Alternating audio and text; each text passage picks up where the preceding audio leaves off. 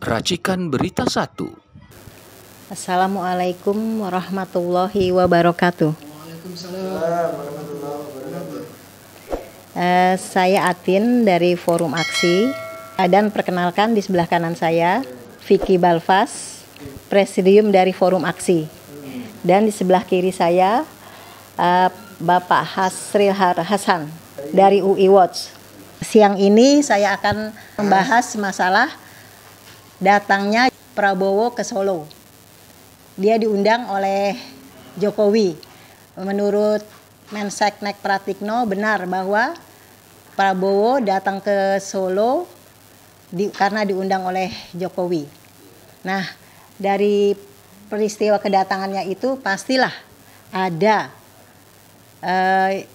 prediksi-prediksinya. Nah, saya ingin tanyakan ke Bang Vicky. Apa prediksi dari kedatangan Prabowo ke Solo? Oke, terima kasih Mbak Atin. Selamat sore. Assalamualaikum. Bang Hasril, selamat sore. Senang banget nih ketemu lagi kita ya Bang ya. Alhamdulillah sehat selalu. Ini pertanyaannya nih bagus juga nih. Memang beberapa hari ini saya ngikutin perkembangan ini. Jokowi mengundang Prabowo ke Solo, ya Mbak Atin ya. Datangnya atau hadirnya Prabowo atas undangan Jokowi ke Solo, ke rumahnya di daerah Sumber itu di Solo, dijemput oleh Gibran nih. Yang saya tahu tuh dijemput sama Gibran, wakil presiden katanya ya. Tapi kan belum dilantik ya Bang ya. Udah dijemput pakai Alphard warna putih, datang. Lalu di perjalanan Prabowo buka jendela, dia ngasih tangan, melambaikan tangannya sama media gitu. Banyak media udah tahu kalau kedatangan itu. Prabowo kaget di situ, kok banyak media, sepertinya udah tahu, udah di setting mungkin gitu kan. Saya melihat kalau baca berita dari Pratikno ini, katanya hubungan ini silaturahmi. Iya kan, mau silaturahmi dengan Prabowo dan Jokowi. Kalau prediksi saya melihat ini adalah bukan silaturahmi lagi.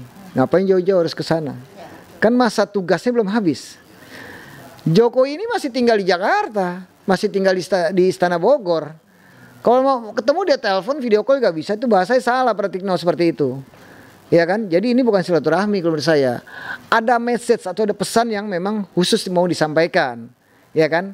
Kita nggak tahu, tapi ini kan praduga aja. Prediksi saya sih, saya melihat praduga saya ini adalah hubungan yang kurang baik antara Prabowo dengan Gibran. Karena gini Mbak Tin, saya melihat Prabowo jalan sendiri ada apa-apa, Gibran kemana nggak pernah hadir gitu loh, ya kan? Namanya katanya calon wakil presiden, harusnya kan udah jalan bersama-sama. Kayak dulu waktu terpilih Jokowi 2014 ya kan, 2019 Jokowi menang lagi itu kan sama Ma'ruf Amin jalan selalu berdua gitu kan. Ini kan nggak ada nih cerita ini. Nah mungkin ada keretakan atau bagaimana, Allahu a'lam bishawab gitu kan. Tetapi banyak masyarakat luas melihatnya ini adalah bukan silaturahmi. Jadi bukan kunjungan silaturahmi, ada memang pesan message. Nah kalau saya pikir ini di situ dilihat dari segi dari gestur tubuh, ya kan, dari body language. Saya melihat ini adalah pesan untuk mengakrabkan anaknya, ya, anak raja nih, ya, supaya bisa dirangkul kembali sama Prabowo. Itu harapan besarnya dari seorang ayah, karena mungkin udah didukung habis-habisan, keluarin uang, ya kan, lalu renggang. Nah ini kan karena di medsos rame banyak sekali demo-demo yang saya lihat menolak Gibran untuk dilantik. Ya kan, kita semua tahu menolak Gibran untuk dilantik, ya kan, tidak membicarakan Prabowo-nya, ya kan, jadi menolak Gibran, tuntut Jokowi. Nah ini pesan message salah satunya itu. Kedua, kalau menurut saya pesan message yang terakhir ini atau yang diharapkan oleh masyarakat, bukan diharapkan, yang diperhatikan oleh masyarakat luas, sepertinya Prabowo minta perlindungan pada Jokowi minta perlindungan kepada Pak Prabowo. Karena Prabowo naik, ini masa jabatan habis, beliau lengser, Jokowi pasti minta perlindungan. Tolong dong jagain saya, anak saya begini-gini gitu kan. Karena kan dia juga punya dosa-dosa besar. di situ kan banyak sekali masalahnya. Jadi pertanggungjawabannya, responsibility seperti apa? Yang ini kan perlu di backup atau di cover seperti itu Mbak Tin. Jadi begitu kalau menurut saya gitu. Mungkin abang lebih paham lah, senior kita ini udah lama. Gitu Mbak Tin. Terima kasih. Terima kasih Bang Vicky. Nah kalau menurut Bang Hasril dari kedatangan Prabowo ke Solo itu, nah prediksi dari Bang Hasril sendiri bagaimana? Ya, sebenarnya inti jawaban saya sama saja dengan inti jawaban Dr. Vicky Alba, yaitu bahwa sebetulnya kalau mau dikatakan oleh praktiknya silaturahim, saya lebih cenderung menggunakan istilah silaturahim politik karena ini politik di Indonesia sedang memanas. Ya, jadi apa saja yang mungkin bisa dikerjakan oleh Jokowi atau keluarga Jokowi dalam rangka menaikkan atau mempengaruhi penerimaan Gibran sebagai wakil presiden dari Prabowo, itu pasti akan diusahakan all out oleh Jokowi. Cuma biasa saja dalam hal politik itu masalah tawar-menawar, masalah approach, pendekatan itu hal-hal yang sangat lumrah seperti halnya kehidupan manusia pada umumnya. Demikian, terima kasih. Oke, terima kasih untuk Bang Hasril dan Bang Vicky. Masyarakat ini kan sering berdemo, ya, berdemo untuk menggagalkan Gibran menjadi wakil presiden dan menuntut jangan sampai dilantik dan Jokowi dilengserkan sebelum waktunya. Tuntutan dari masyarakat seperti itu. Nah, cuman kok susah banget ya menjatuhkannya. Gimana tuh? Coba menurut Bang Vicky. Terima kasih Mbak Tin. Begini ya, saya melihat demo-demo itu sebenarnya sih sudah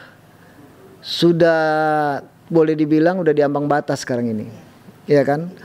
Tapi tidak masalah dia mau ngaspal siapapun di situ, rame-rame banyak lah, bahkan ada forum aksi juga turun. Saya lihat terakhir di Sarina bersama ARM rame di sana, nggak masalah. Jadi kalau menurut saya dia mau demo everyday di situ nggak masalah, karena saya sangat yakin, ya kan, sampai detik ini memang Jokowi masih kuat, ya.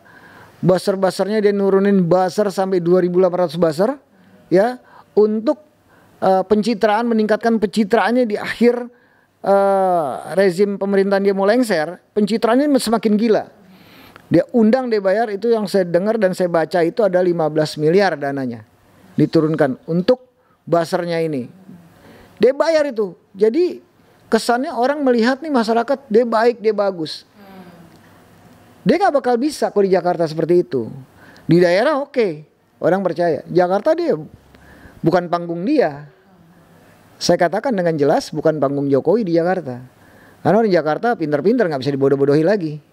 Jadi makanya tetap dicecer. Demo sana, demo sini, demo sana. Bahkan beberapa waktu yang lalu saya lihat di Jogja pun ditolak Jokowi. Jadi begitu kuatnya dia itu dari buzzernya. Nah, nanti kita lihat setelah lengser pasti banyak tuntutan dari semua lini, banyak masuk tuntutan itu soal ijazah palsu, ya, kasus tambang nikel dan lain-lain, banyak sekali. Itu akan terus menyerang beliau, ya kan? Mudah-mudahan dia kuat, ya kan? Saya cuma bisa doain dia kuat. Kalau dia kuat dia gila kan gitu aja, dituntut sekian ratus juta orang. Nah, di sini saya melihat setelah dia lengser, ya, dia turun jabatannya, masa jabatan ini habis, Prabowo naik sebagai presiden terpilih. Seberapa kuat, ya kan, Prabowo ini menindaklanjuti ini, hukum yang berjalan. Satu, saya udah melihat itu segitu jauh. Kedua, apakah Prabowo mau dengerin semua maunya rakyatnya? Sebenarnya ini kesempatan buat Prabowo. Dia presiden terpilih, terus dia mau bagus namanya harum, ya dia harus keras. Hajar korupsi, jangan cuma omon-omon ya Bang Asri ya, seperti itu kan. Dia harus kuat di situ. Jiwa militernya, naluri militernya keluarin aslinya dia. Kan sekarang ini belum kelihatan aslinya. Aslinya dia kelihatan waktu 2019 Prabowo itu. Iya kan? 2024 dia tunjukin keasliannya dia. Jiwa militernya saya nggak lihat dia kekerasan dia di situ. Nggak berani. Nah mungkin setelah ini kita nggak tahu politiknya. Ya kan? Sistem political marketingnya seperti apa ya kan? Mungkin nantinya akan ditunjukkan keasliannya Prabowo, dia ngamuk, dia marah. Nah ini bisa dihajar nih korupsi, koruptor di mana-mana itu ketakutan. Dan yang saya tahu lagi, saya agak melebar nih batin kemana-mana ngomongin jadinya. Yang saya tahu itu banyak banker, kalau Prabowo terpilih jadi presiden, banyak banker yang pada takut, tidak menginginkan Prabowo naik. Banker-banker nih semuanya kan dipegang 9 naga nih di Indonesia ini. Itu semua tidak menginginkan Prabowo naik. Kenapa? Mereka korupsi kok semuanya. Mereka bermain di situ. Banyak sekali. Nah, itu akhirnya keterpurukan juga dari nilai tukar rupiah. Lalu data-data ekonomi, unemployment, data ketenaga kerjaan. Ini banyak sekali dampaknya. GDP kita yang begitu melemah. Itu banyak, nanti kita akan bahas mungkin soal ekonomi. Nanti saya akan jelasin dalam satu tema yang lain.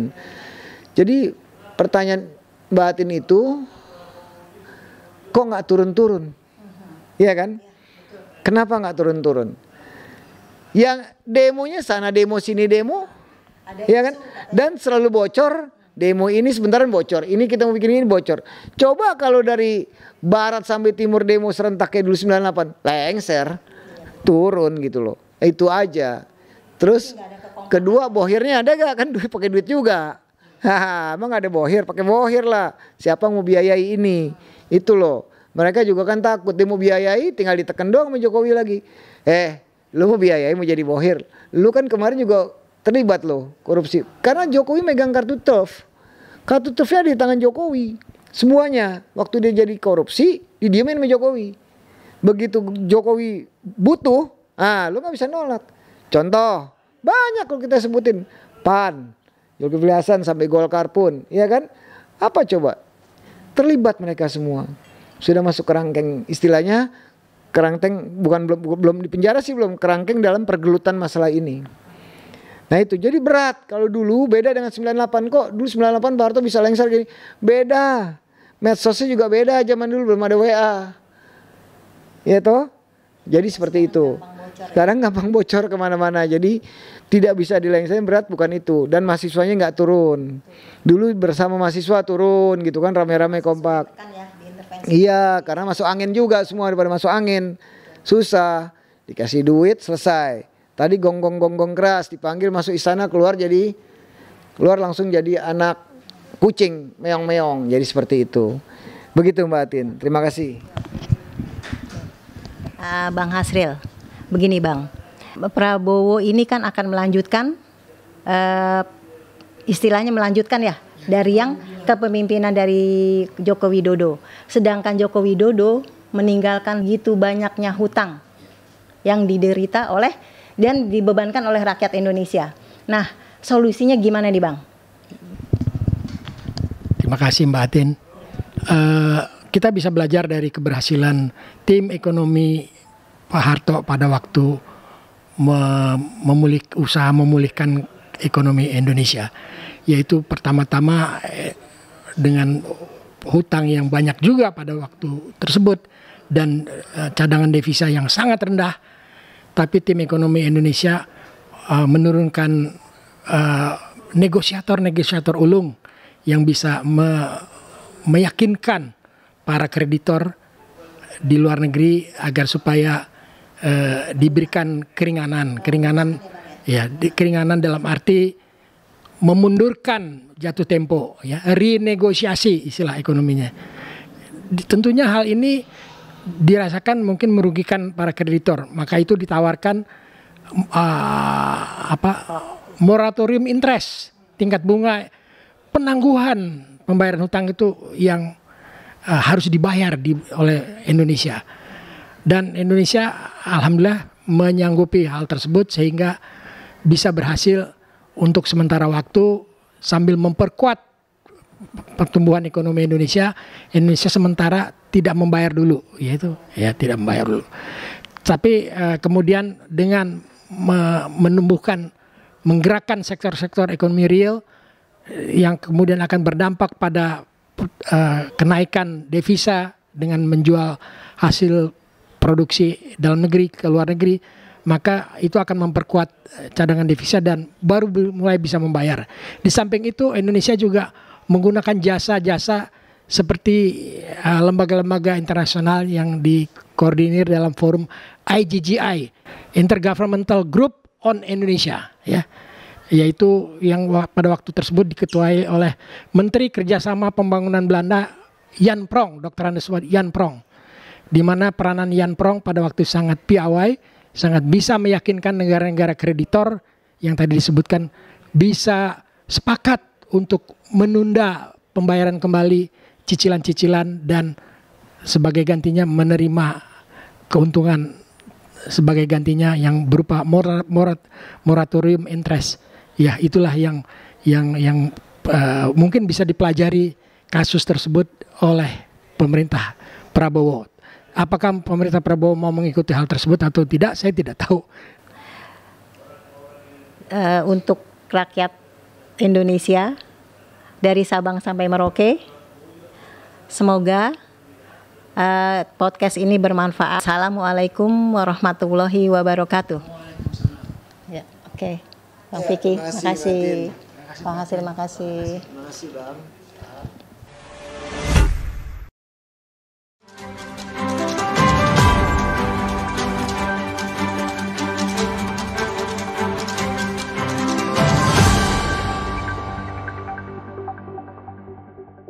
Racikan Berita 1.